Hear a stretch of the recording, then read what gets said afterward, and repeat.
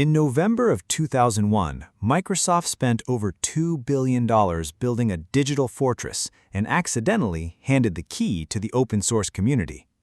On the surface, Microsoft's entry into the video game industry looked like a standard corporate attempt to compete with Sony's dominant PlayStation 2 and Nintendo's GameCube. In reality, it was something far more aggressive. Microsoft wasn't trying to profit off hardware sales. They were attempting to spend raw corporate capital to purchase permanent ownership of the living room entertainment ecosystem. The original Xbox retailed for $299, but between the high-performance silicon packed inside, the mechanical hard drive, the DVD drive, and the heavy structural engineering required to cool the massive chassis, each unit cost Microsoft roughly $425 to manufacture. Microsoft lost approximately $125 on every single console that walked out of a store. This was not a mistake. It was a textbook execution of the loss leader model.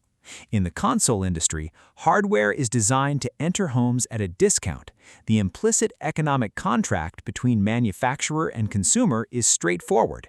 We provide cutting-edge computing power below cost, and over the next 5 years, you repay that hardware subsidy by purchasing dozens of $60 licensed video games. To meet an agonizingly tight release deadline and compete with Sony, Microsoft's engineering team made a fateful architectural decision. Instead of spending 5 years developing a specialized exotic console chip from scratch, like Sony's Emotion Engine, they built the system out of commodity PC hardware wrapped in a black plastic shell. Underneath the hood sat a 733 MHz Intel Pentium 3 processor, a custom NV2A graphics chip, an 8 GB IDE mechanical hard drive, and a built-in 10100 Ethernet controller. As Xbox Linux project lead Michael Stile later observed, Microsoft built a PC, put a lock on it, and tried to convince the world it was a console. In 2001, purchasing a standalone desktop PC with those exact specifications would have set consumers back nearly $1,000. Microsoft was handing them the exact same computing horsepower inside a sleek chassis for under $300. Microsoft believed they could protect their hardware subsidy by wrapping the operating system in layers of complex software encryption. But when you distribute general-purpose PC hardware at a 70% discount into millions of homes, consumers eventually stop treating it like a single-purpose appliance. They start asking a single, dangerous question. What else can this box actually do? And that single question was about to unravel Microsoft's entire multi-billion-dollar strategy. Inside the Xbox, Microsoft implemented a security architecture designed around one absolute rule. Only code digitally signed by Microsoft's private key would ever be allowed to run on the system processor. To enforce this rule, engineers constructed a physical chain of trust. At the absolute root of this security model was a hidden 512-byte boot ROM embedded deep within the MCPX Southbridge chipset.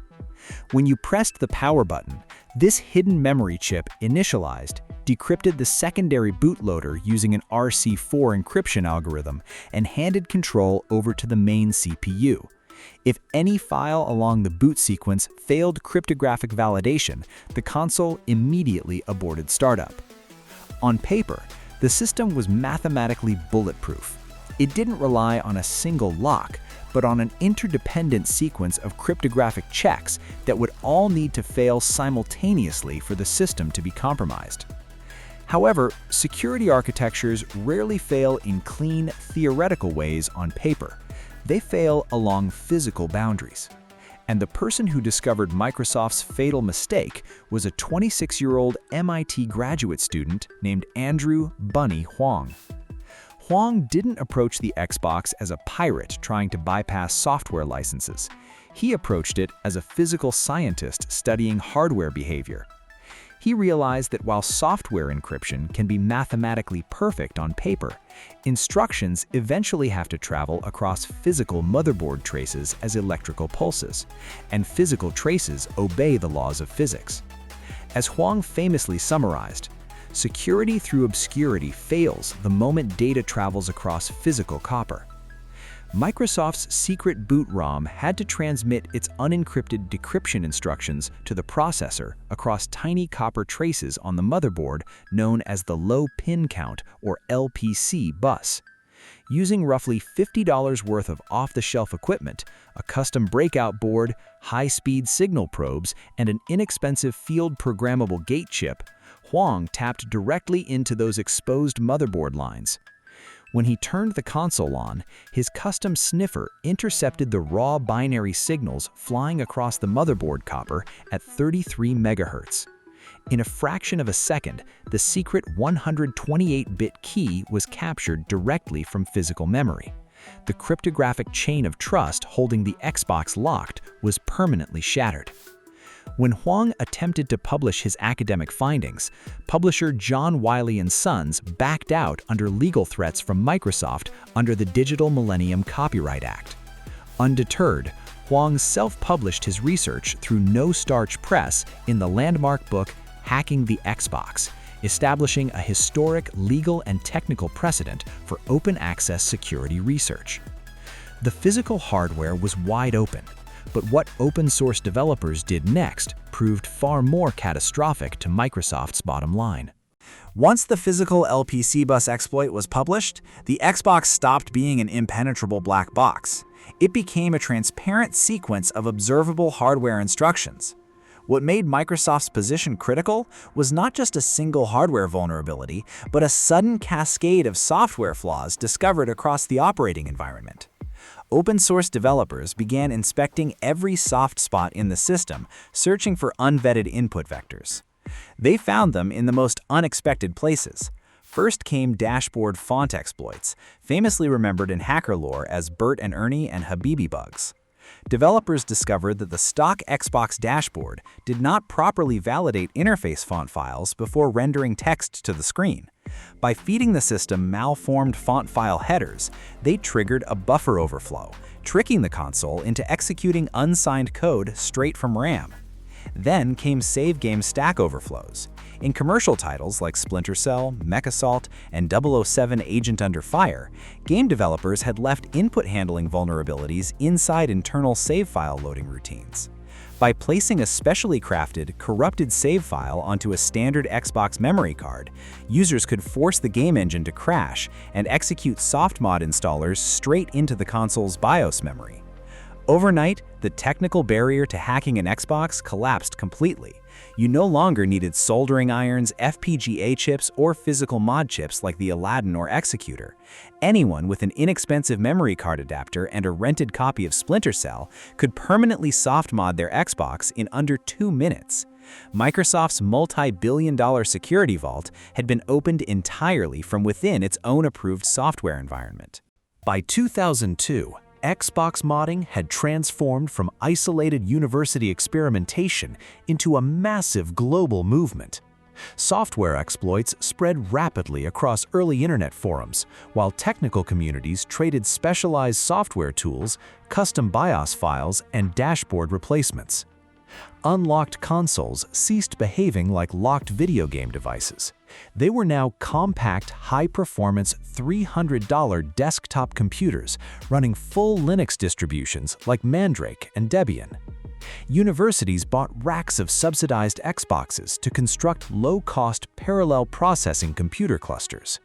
Tech enthusiasts attached standard USB keyboards and mice using simple controller port pin adapters, turning their living room consoles into home web servers, firewalls, and office workstations. Hardcore hardware modders went even further.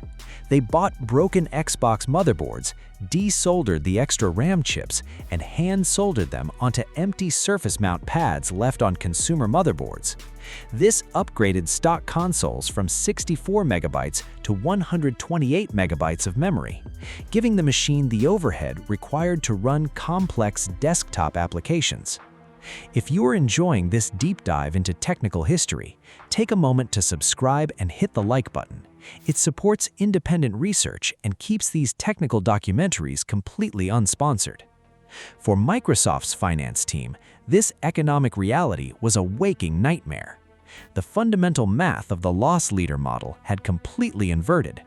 Every time a consumer bought an Xbox just to run a Linux web server, build a home computer, or host a file node, Microsoft swallowed a $125 direct hardware loss and received exactly $0 in software game royalties to offset it. The fundamental Trojan horse had been hijacked. The hardware subsidy was being weaponized directly against its creator. But the most disruptive chapter of this story wasn't desktop Linux. It was an application built specifically for the living room television. In the early 2000s, playing digital media files on a home television was a deeply frustrating experience. It required stringing long VGA cables from a desktop PC in another room, or burning individual video files onto CDRs and DVD-Rs. A small group of open-source developers realized the modded Xbox was the ultimate hardware platform to solve this problem. It had a fast Pentium 3 processor, a built-in mechanical hard drive, an Ethernet port, and connected directly to the living room TV. What began as a simple homebrew application named Xbox Media Player quickly merged with community projects like YAMP, evolving into Xbox Media Center, or XBMC. XBMC was years ahead of anything commercial technology companies were building at the time. Designed specifically for couch viewing via a game controller, it allowed users to swap out the stock 8GB hard drive for massive 120GB drives, stream AVI, DivX, and MP3 files across local networks using SMB file shares, and automatically scrape movie poster art and plot summaries from web databases. Furthermore, XBMC acted as a central hub for retro game emulators, allowing users to store and play complete game libraries from classic consoles like the NES, Super Nintendo, and Sega Genesis directly on their television screens. Years before Netflix introduced digital streaming, years before Roku, Apple TV, or the Amazon Fire Stick existed, a modded Xbox running XBMC was the ultimate living room home theater system. When the original Xbox console was eventually discontinued by Microsoft, the software refused to die. Because XBMC was built entirely on open-source code, developers ported the application to Windows, Mac, Linux, iOS, and Android. In 2014, to reflect its expansion far beyond Microsoft's legacy console, the project officially rebranded to Kodi.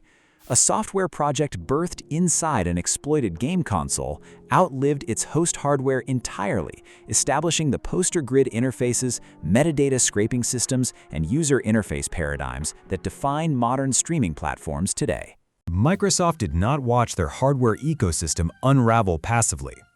Over the original Xbox's 4-year lifecycle, they launched increasingly aggressive technical and legal countermeasures. They deployed massive ban waves on Xbox Live, permanently disconnecting modified console EEPROM serial numbers from network play. They issued continuous firmware updates to patch save game overflow vectors, and with the release of the V1.6 motherboard revision, physically removed the LPC bus traces on the motherboard layout to prevent hardware signal tapping. However, the ultimate outcome of the original Xbox security war was not the suppression of modding, it was the accumulation of critical engineering knowledge. When Microsoft designed the Xbox 360, they completely abandoned commodity PC architecture. They built hostiles-by-design hardware security system centered around a hardware-enforced hypervisor, cryptographically isolated CPU memory spaces, and physical eFuses embedded inside the main processor. If the system detected an unverified firmware downgrade attempt, the processor physically blew an internal microscopic fuse, permanently bricking the boot pathway. For a long time, Microsoft's new hardware wall held firm. But as computer security history repeatedly demonstrates, hardware protection is never a final state, it is only a temporary equilibrium. The original Xbox has long since left retail shelves, but its structural footprint remains permanently visible across modern consumer electronics and software engineering. The deeper lesson of the Xbox saga is not merely about cryptographic keys, motherboard traces, or font buffer overflows. It is about the fundamental, ongoing tension between proprietary corporate ecosystems and end-user ownership. As Andrew "Bunnie" Huang famously stated, "If you can't open it, you don't own it." When corporations distribute high-performance, general-purpose computing hardware into millions of homes, control over what that device becomes no longer belongs exclusively to the manufacturer. It passes to the global community of users, tinkerers, and reverse engineers who explore its physical limits. Microsoft spent billions of dollars trying to construct a closed corporate fortress around the living room. The open source community picked the lock, took the hardware subsidy, and built the foundation for modern home digital media streaming. Do you believe technology companies should have the legal right to lock down hardware you purchased? Or should end users always have total freedom to modify and repurpose their devices? Let me know your thoughts in the comments below. Subscribe for more hardware engineering deep dives and tell me which legacy tech platform we should break down next.